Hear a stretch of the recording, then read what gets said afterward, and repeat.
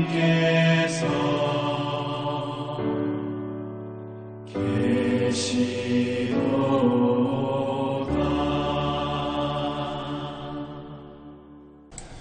2022년 11월 22일 화요일입니다.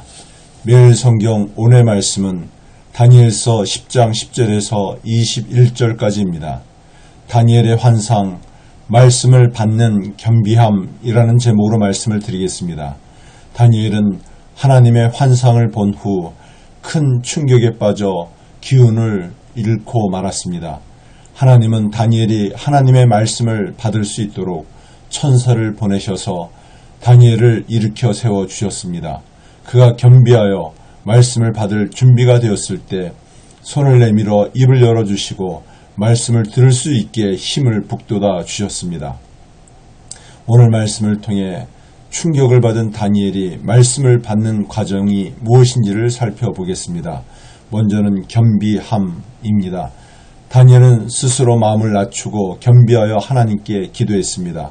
하나님은 환상을 보고 충격에 빠진 다니엘을 일으켜 세우기 위해 천사를 보내셨습니다. 다니엘은 말을 제대로 할 수 없을 만큼 무력했지만 천사의 어루만짐으로 회복되었습니다. 하나님은 다니엘이 겸비하여 기도하던 날부터 그의 기도를 들으셨고 그의 기도에 응답하셨다고 말씀하셨습니다. 보이지 않는 장애물이 기도 응답을 방해할 수 있습니다. 기도는 악한 세력의 거센 도전을 받을 수 있습니다. 그렇지만 기도 응답이 지체된다고 낙심하지 말고 더욱 간절히 기도해야 합니다. 다니엘은 스스로 겸비하여 하나님께 간절히 기도했습니다. 그가 말씀을 받을 준비가 되었을 때 힘을 주시고 그를 일으켜 주셨습니다. 물이 낮은 곳으로 향하듯 말씀의 은총과 기도의 응답은 언제나 마음을 낮춘 겸손한 자에게 임하십니다. 다음은 강건함입니다. 하나님은 다니엘에게 말씀을 받을 준비와 감당할 힘을 주셨습니다. 말씀을 깨달을 때 다니엘의 반응은 기쁨이 아니라 두려움이었습니다. 다니엘에게 주신 하나님의 말씀은 바벨론 왕이 망하고 페르시아 시대가 왔고 앞으로 헬라 시대가 올 것이라는 말씀이었습니다.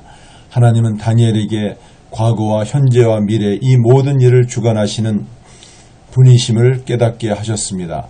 그리고 이 모든 사건을 진리의 글에 기록하게 하셨습니다. 그는 처음에 말씀을 있는 그대로 대면하기가 힘들었습니다. 하지만 하나님은 천사를 보내셔서 큰 은총을 받은 사람이여 두려워하지 말라, 평안하라, 강건하라고 그를 안심시켰습니다.